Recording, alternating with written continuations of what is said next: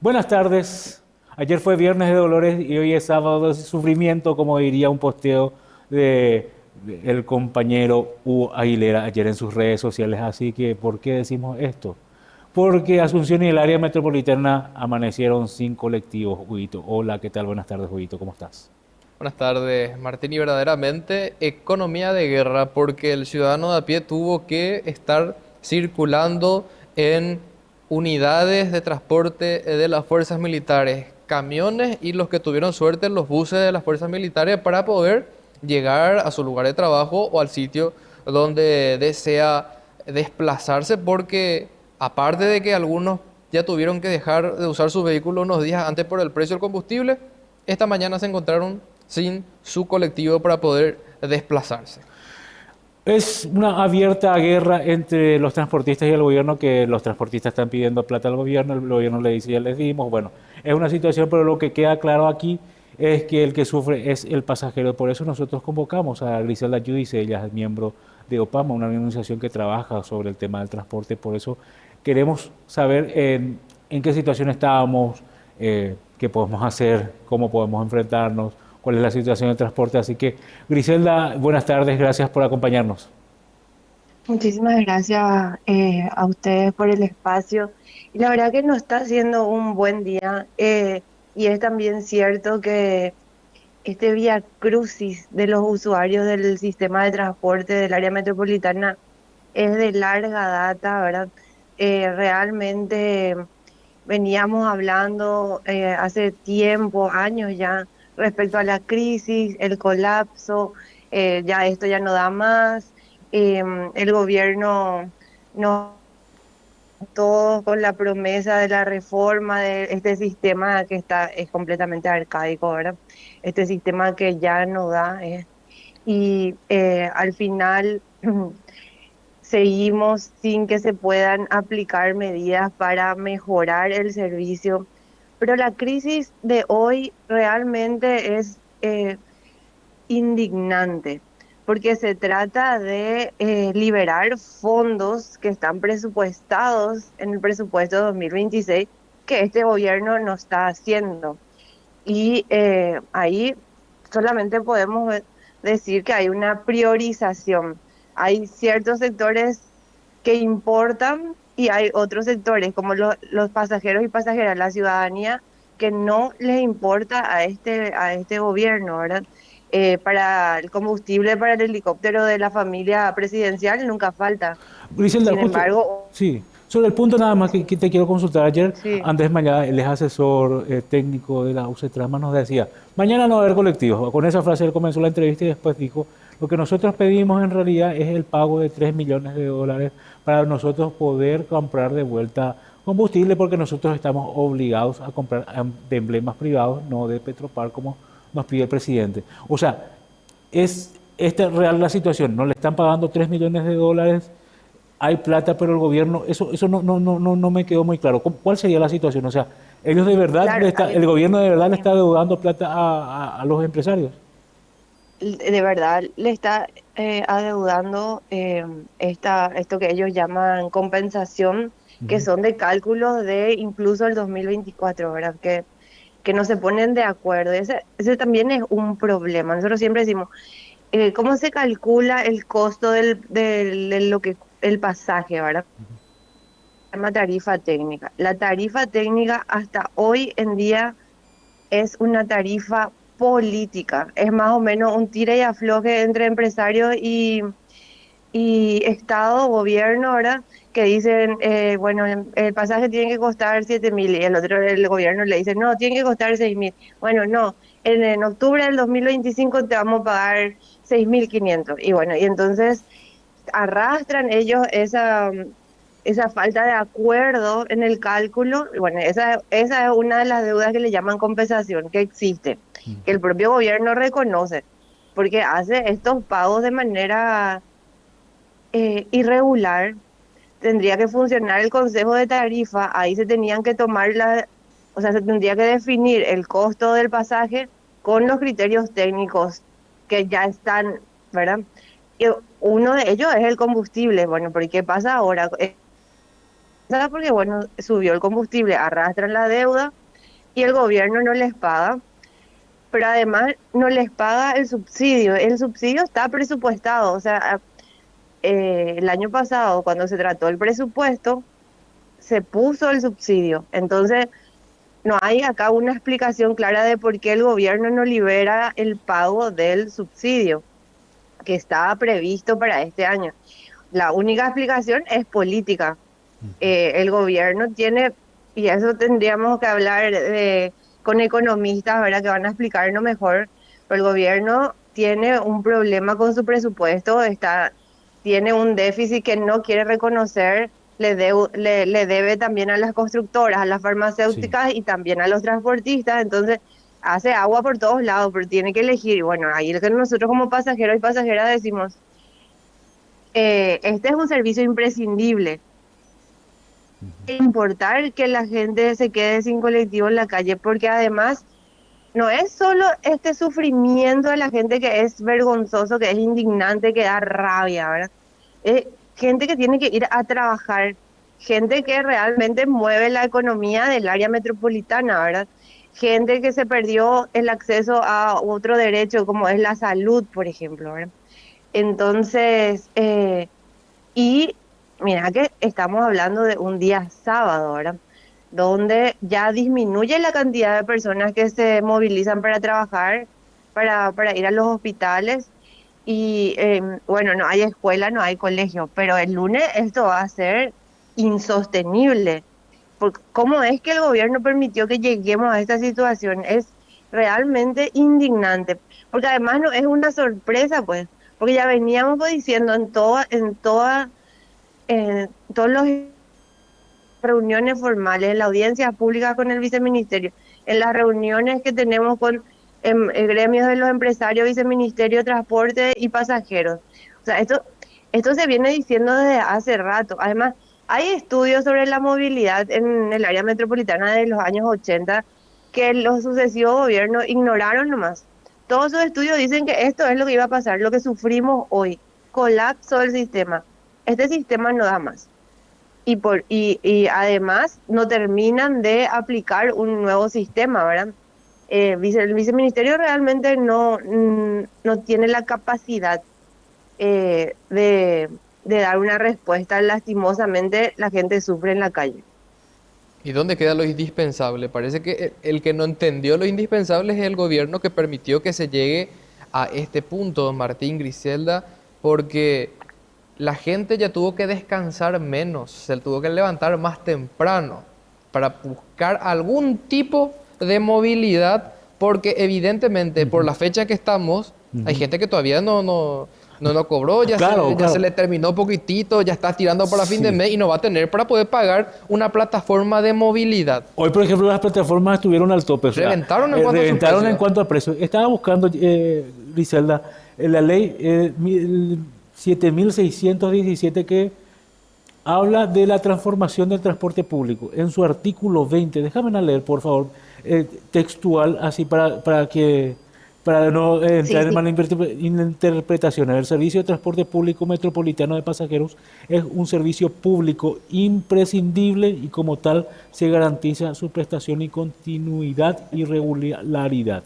Las interrupciones totales o parciales del servicio serán sancionadas como infracciones graves de conformidad con lo previsto en el capítulo bla, bla, bla.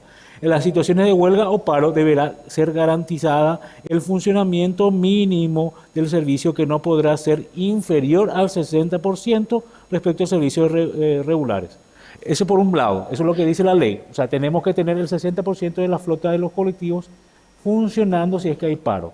Hoy el viceministro, es más temprano, a las 7:80 AM en el programa La Esencia, el viceministro de Transporte comentó que 600 buses dejaron de funcionar y solamente 200 estaban funcionando en Asunción, en el área metropolitana. Ayer el ingeniero Andrés Mayada nos dice también en la 780 nos dice que esta ley no está reglamentada y que por eso no puede aplicarse. Y aparte, esto no es un paro, sino que es una falta de combustible. ¿Cómo podemos entender todo esto? O sea, Lo que nos queda claro que Claro. lo que sufrimos somos los Y pasajeros. hubo un comunicado a las 3 de la mañana, creo que era el El del Ministerio de Obras MOPC que Públicas. Claro, hablaba que está sobre recordando esta ley justamente este justamente, tema. ¿verdad? Está recordando esta ley que está vigente pero no está reglamentada. Entonces, ¿cuál es la situación que, cómo podemos reclamar o a quién le lloramos, ¿verdad? Por así decirlo.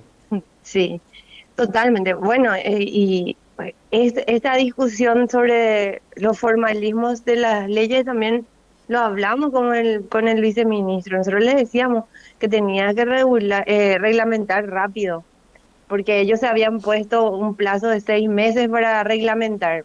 En- ¿Y por qué nosotros decíamos rápido? Porque la respuesta siempre del viceministerio va a ser que es un tema complejo, requiere planes, requiere... Y todo eso teníamos que haber hecho ya en los años anteriores, ¿verdad?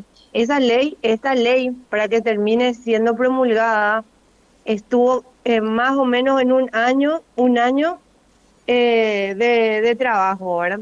Y sin embargo, no logran otra vez reglamentar rápido. O sea, la reglamentación deberían tener preparado un borrador y discutimos la reglamentación en 1 o 2 reuniones y sacan. Sin embargo, ellos llevan ya 3 meses de estudio de la reglamentación, ¿verdad? Lastimosamente. Pero además yo no soy abogada, pero hemos tenido estas discusiones porque nosotros en otra ocasión, en el 2000, recuerdo si fue el año pasado o el 2024, 2024. En 2024 los empresarios también estaban con una fuerte regulada, porque eso también hay que entender, la regulada luego está prohibida, porque si bien nunca tuvimos así un artículo en una ley como la que acabas de leer que habla del servicio imprescindible, había otros elementos, normativas, leyes que permitían, estaba en la ley de la función pública anterior se mencionaba también los servicios que son imprescindibles. Y estaba salud, no recuerdo qué otro, y estaba también la movilidad, ¿verdad? Pero esa ley también se derogó, ¿verdad? Porque salió la nueva ley de servicio civil. Entonces, ese argumento perdimos, pero logramos, digamos, que esté en esta ley de la reforma. El problema es que ahora no está reglamentado, ¿verdad? Pero ese es un debate muy, muy jurídico. En realidad, acá hay una responsabilidad de ambos sectores de prestar el servicio, ¿verdad? Saben perfectamente que esto es imprescindible para el desarrollo de la vida de la gente. ¿Cómo se va a movilizar la gente? Como vos decís, estamos a fin de mes.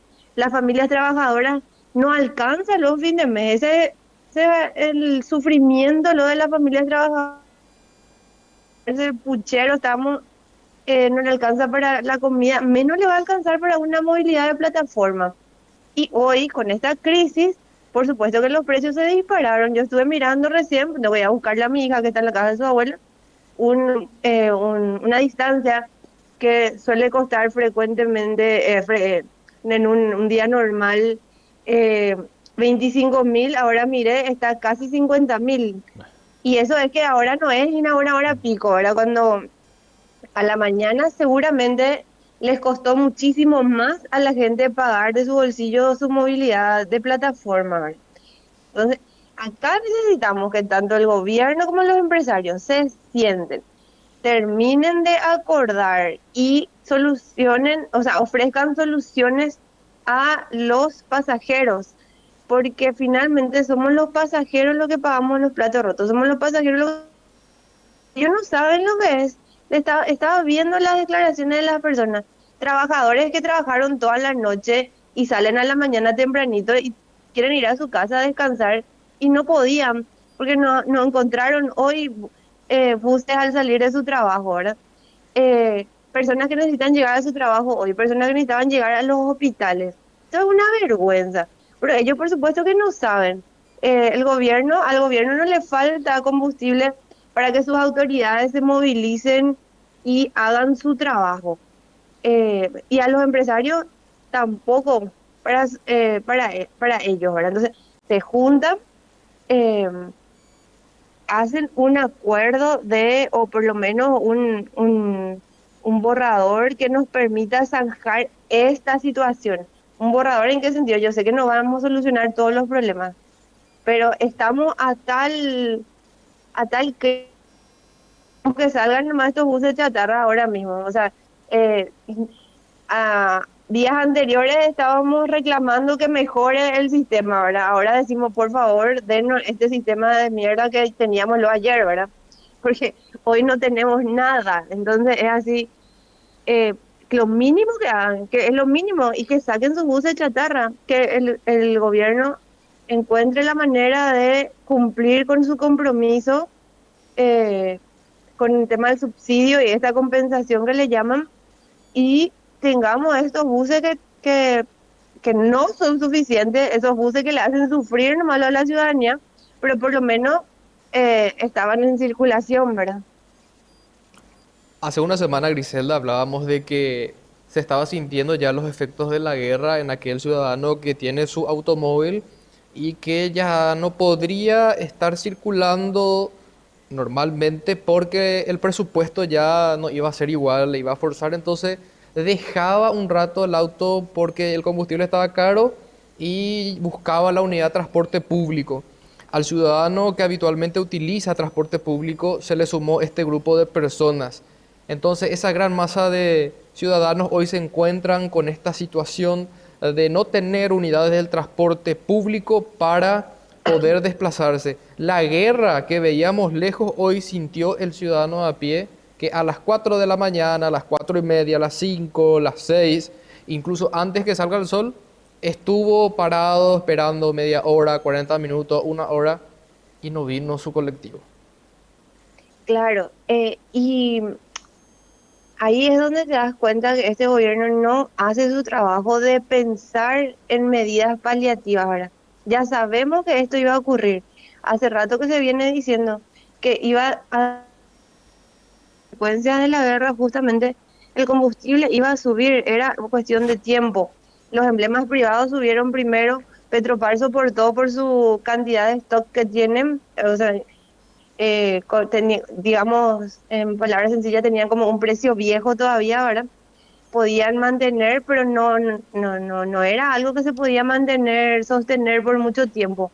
Entonces, ¿qué haces cuando además el ministro de Economía sale con que estamos en una economía de guerra?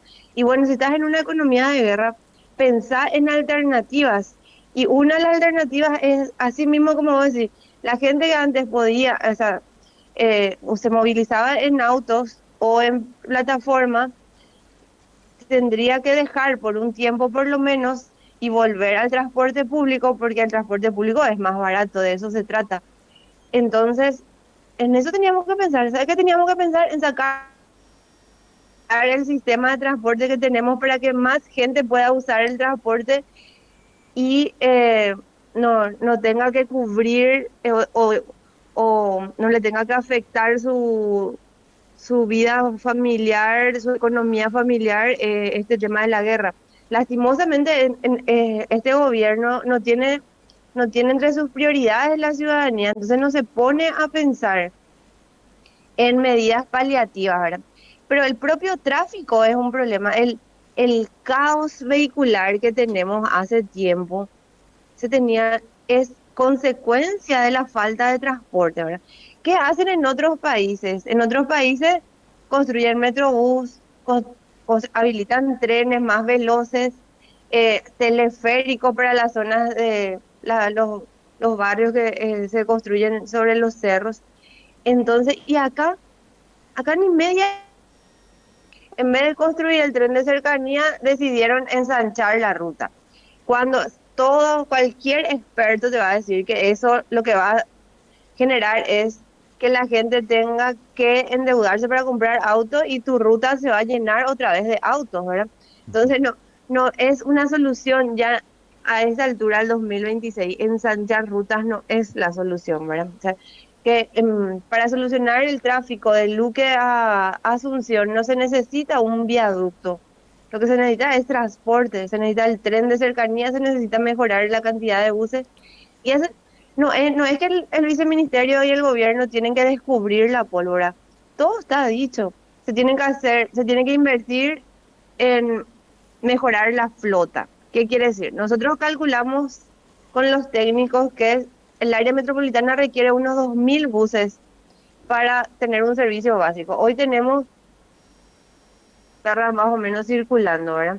Es completamente insuficiente luego. Por eso es que la gente saca su auto, la moto y los servicios de plataforma, ¿verdad? También mucha gente elige no moverse y eso es gravísimo para el desarrollo de nuestra sociedad, ¿verdad?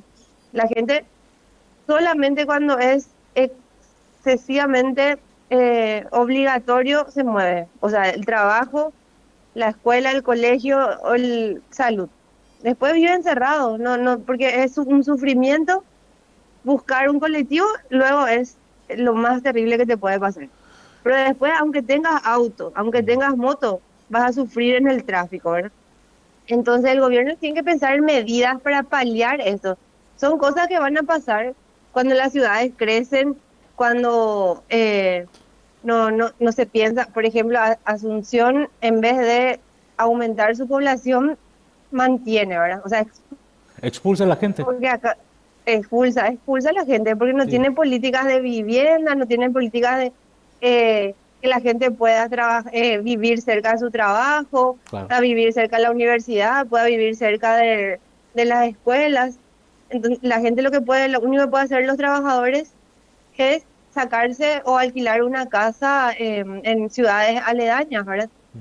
Pero sin embargo tienen que venir a Asunción para acceder al hospital, acceder a la universidad, al trabajo, ¿verdad? Entonces, esto colapsa. Así es, tenemos todos los días una cantidad de vehículos insufrible, pero nadie piensa en mejorar el transporte. Y ahí está la demostración de que a este gobierno no le importa a la gente, ¿verdad? Porque finalmente ellos no sufren. Sabemos perfectamente que la familia presidencial se mueve en helicóptero hasta para entonces o para irse a Samber a su quinta a descansar. Ellos no saben lo que nosotros sufrimos. La verdad que sí, Griselda, es un país sufrido, es una gente sufrida somos nosotros, pero bueno, nos queda el consuelo que mañana será otro día, pero y lastimosamente se nos acabó el tiempo, Griselda, nos hubiese gustado seguir hablando sobre esta situación y los otros proyectos que podríamos tener como sociedad para poder impulsar el desarrollo, el bien común, ¿verdad? Y poder presionar, pero bueno, Así es. te agradecemos muchísimo, Griselda, por este tiempo que La, nos el- concediste. Sé que sabemos que estás muy ocupada, pero bueno, queríamos reflexionar sobre después de este día tan intenso que nos tocó hoy sin colectivos, Griselda.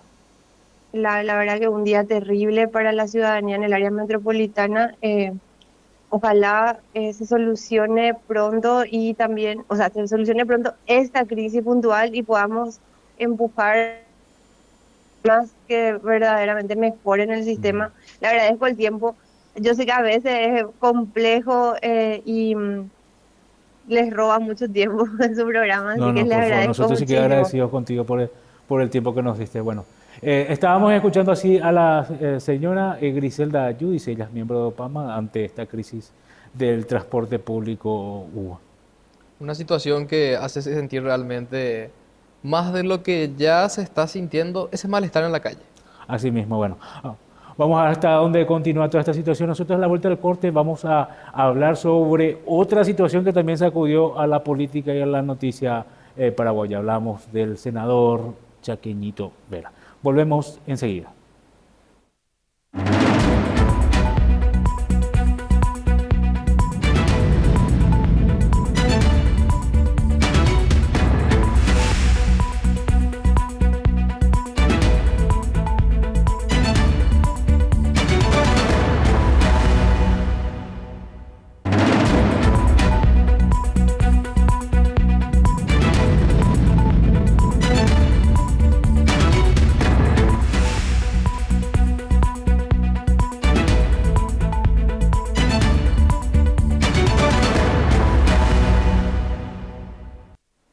Bueno, seguimos con este especial de Info 18 de sábados y otro de los temas que sin duda sacudió el ámbito noticioso de esta semana fueron los audios filtrados del senador Javier Odilon Vera Medina y sus amenazas de renunciar, no renunciar y su pedido de permiso final, Huito.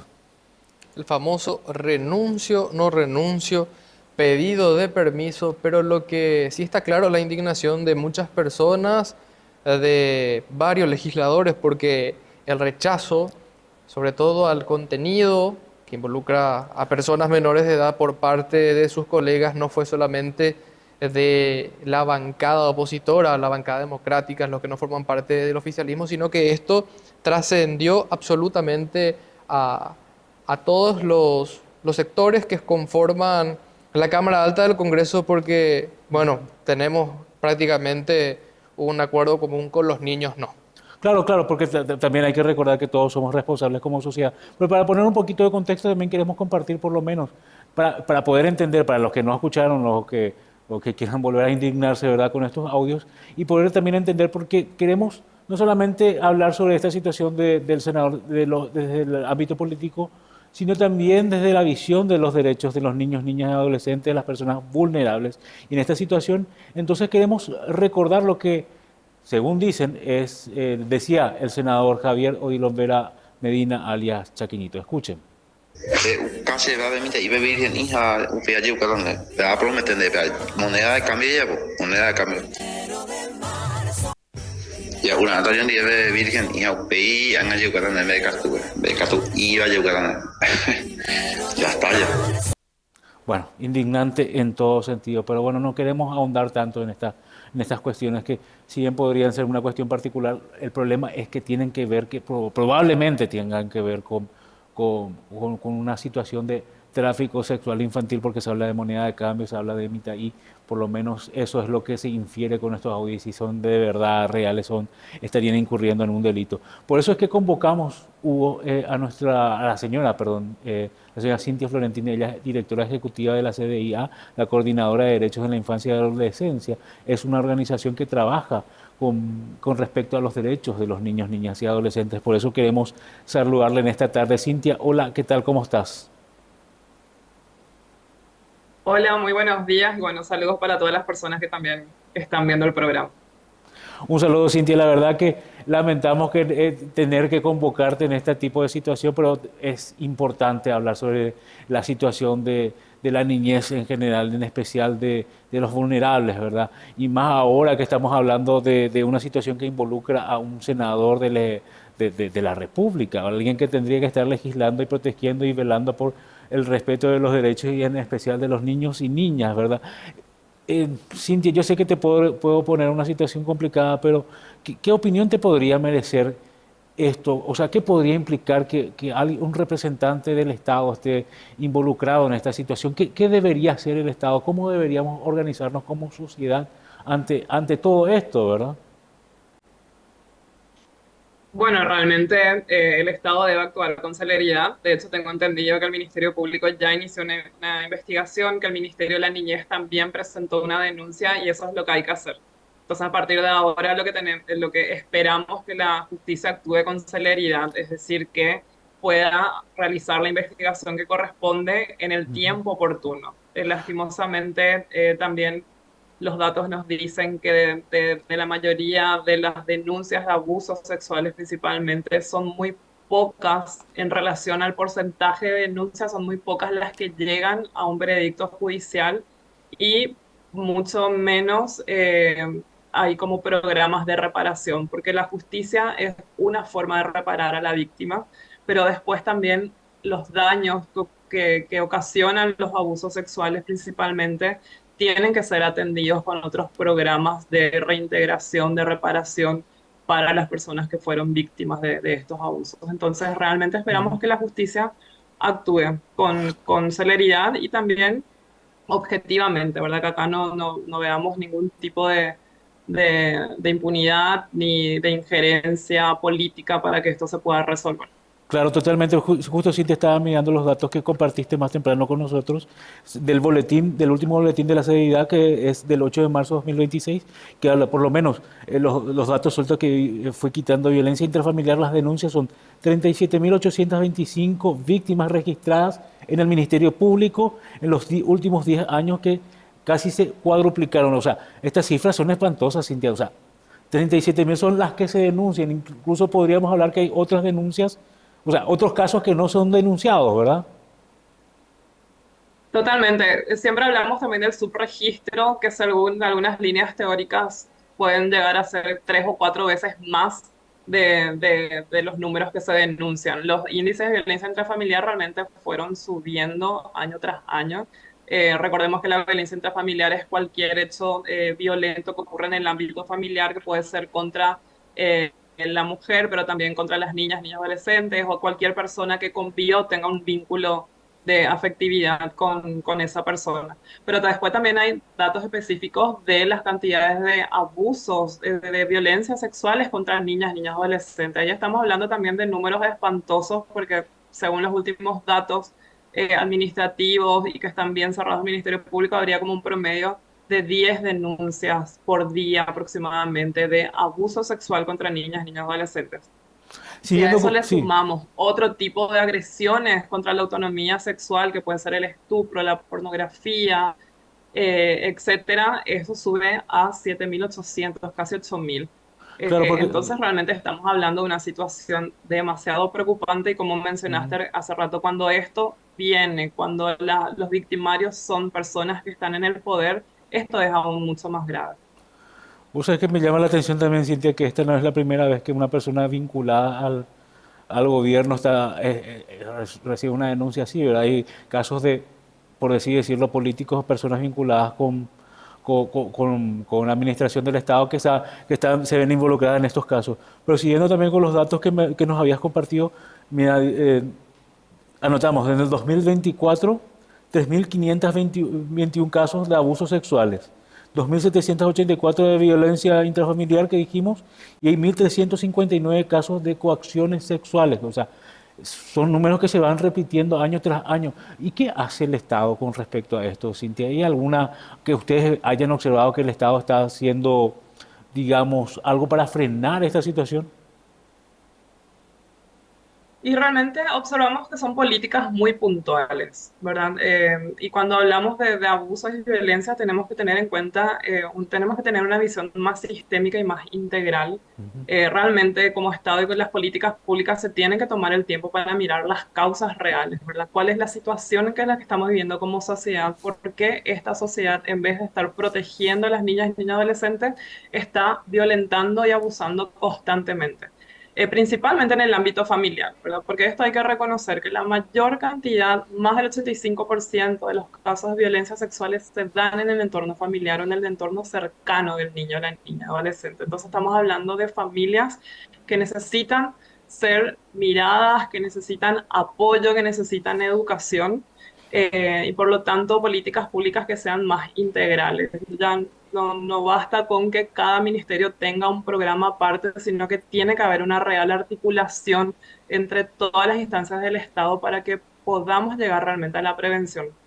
Porque una cosa es atender y otra cosa es hacer que esto ya no suceda más. Ya no podemos tener estas cifras año tras año y tenemos que tener políticas más integrales, más sistémicas, más coordinadas entre las instancias y desde un enfoque más preventivo. Es decir, ¿qué necesitamos para que esto ya no suceda más? Tenemos que mirarle a la sociedad como el núcleo donde esto está pasando y tener en cuenta también que la educación es fundamental tanto para las niñas, niñas adolescentes, como para las familias también, y ahí podemos hablar claramente y sin tabúes de la necesidad de una educación integral de la sexualidad con el enfoque de derechos humanos, basado en evidencias científicas que les pueda ayudar a las niñas, niños y adolescentes a identificar estos factores de riesgos, pero también les puede ayudar a las familias, porque puede ser que haya familias que no tengan herramientas para identificar a tiempo.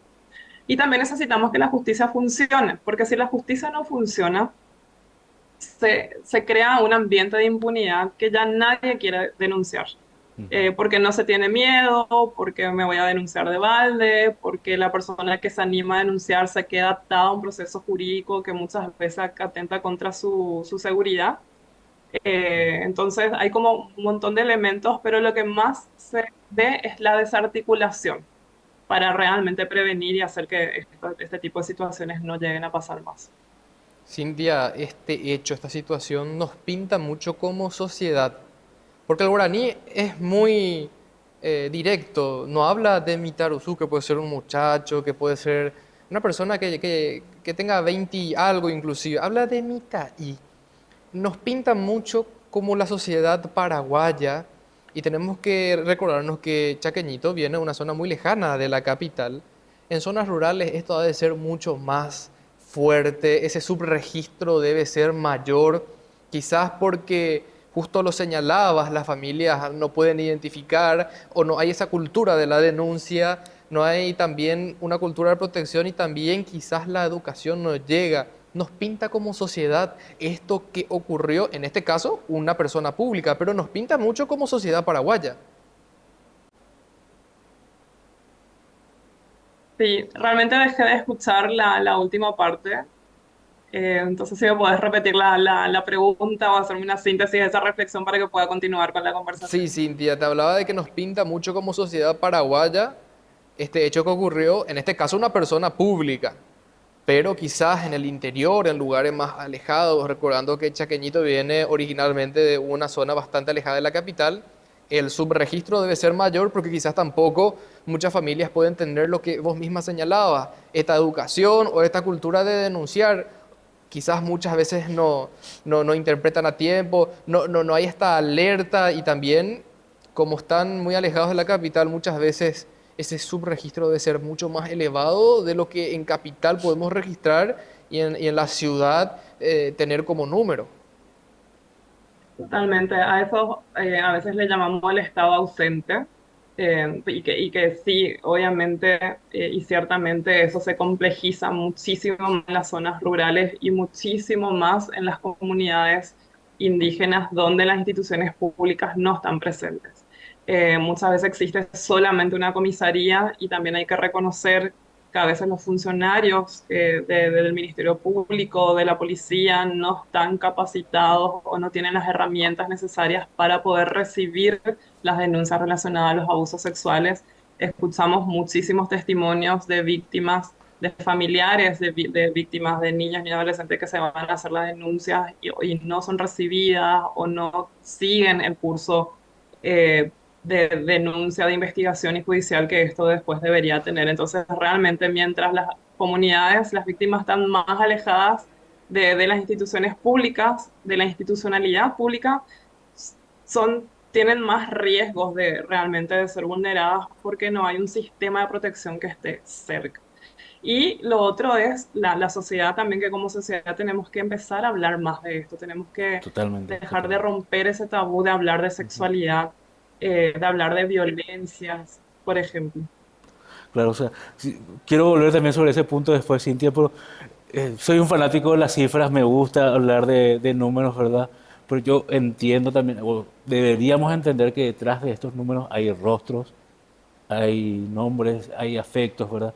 Y acá estoy viendo un dato que también me llamó mucho la atención cuando nos compartiste este boletín de la CEDIA, que en el 2023 87 adolescentes fueron atendidos por intento de suicidio y 59 niños, niñas y adolescentes fallecieron por causa de suicidio, que muchas veces se da por discriminación, ya sea por haber sido víctimas de abuso, sean, por ejemplo, discriminados por ser de colectivos indígenas, rurales, por discapacidad o por su orientación sexual, pero también por ser mujeres. O sea, estos son datos alarmantes y la reflexión que hacen ustedes como CDIA es que no hay adultos los adultos no escuchan, los protocolos fallan, las denuncias demoran y las instituciones no responden rápido. O sea, ¿cuál sería la recomendación que ustedes hacen a las autoridades? O sea, insistimos mucho en educación, ¿verdad? Sexual integral y todas esas ondas, pero hay un proyecto más detallado de qué poder hacer, especialmente para poder hablar, trabajar con los legisladores o con gente de los organismos del Estado, ¿verdad?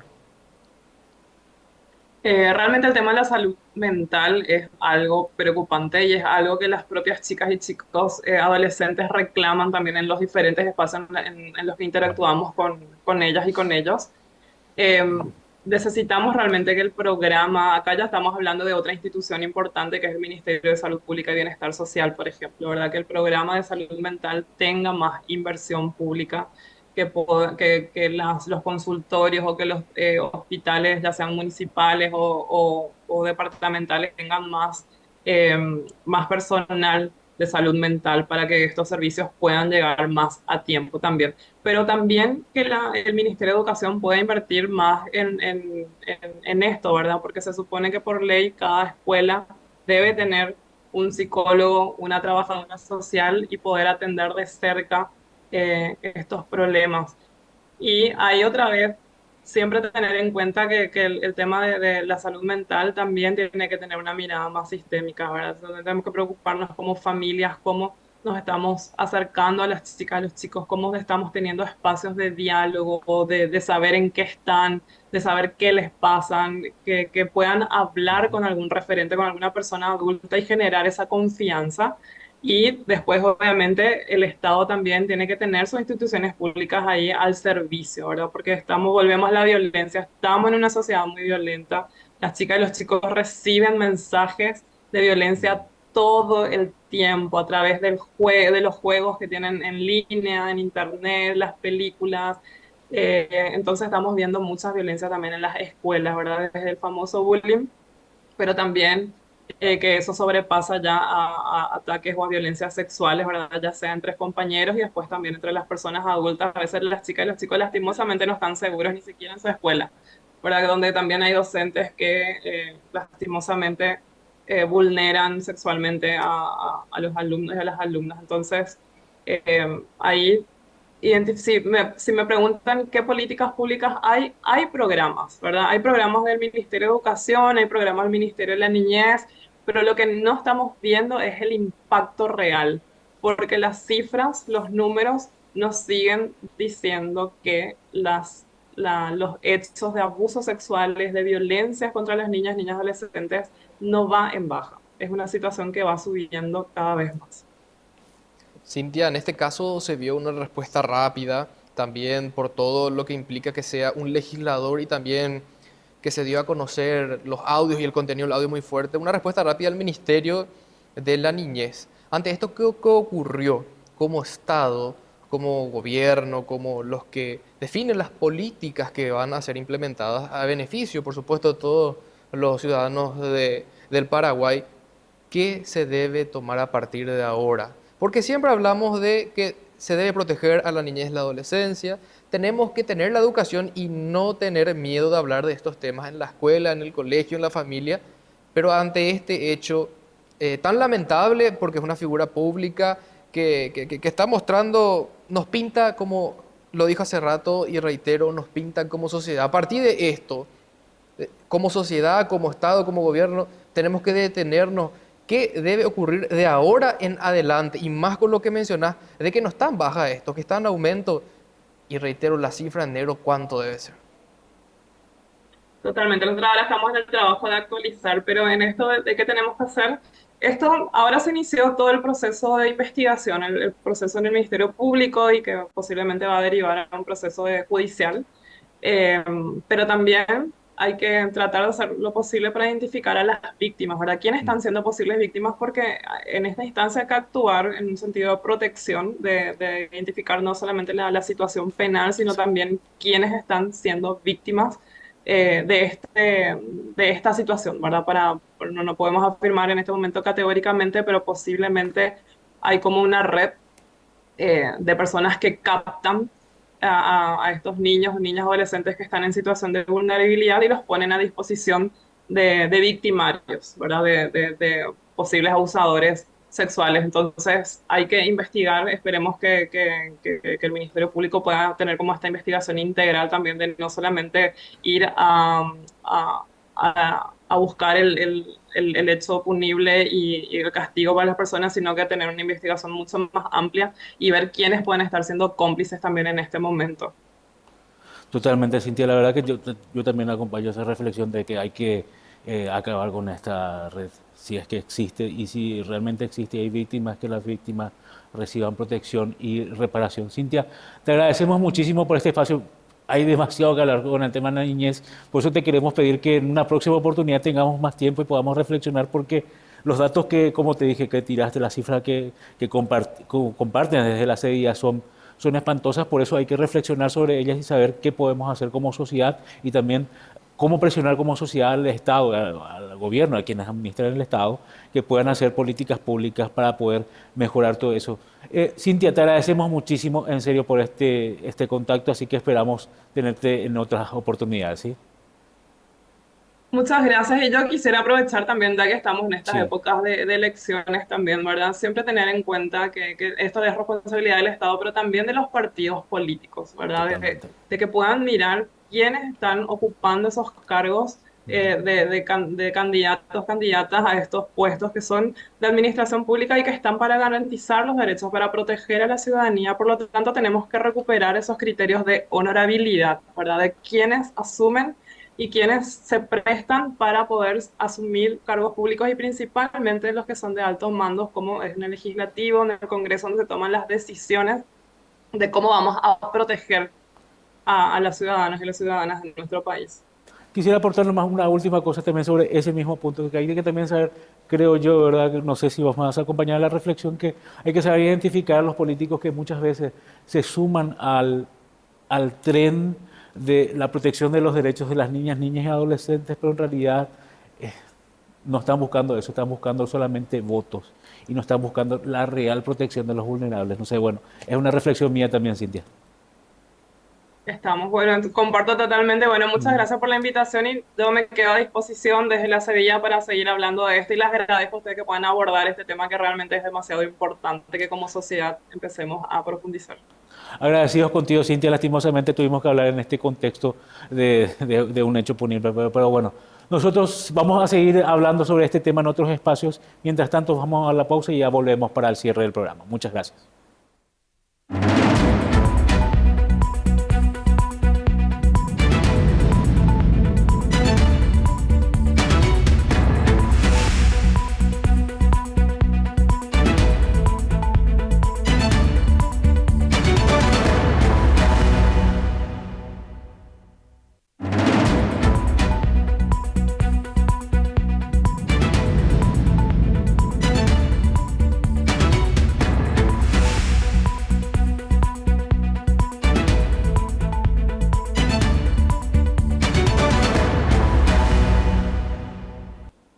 Estamos entrando a la parte final del programa y también a la parte final de un fin de semana, de una semana, mejor dicho, intensa, Huito. Y veremos cómo arranca este lunes, si vamos a tener o no transporte público y si habrá o no renuncia del senador Javier Vera, alias Chacañito. Ustedes manténganse en sintonía con Mega TV y también la 780M y la Mega Cadena en general a través de las redes sociales. Nosotros nos despedimos, pero bueno, si la noticia así lo requiere, nos volveremos a ver el próximo sábado. Muchas gracias.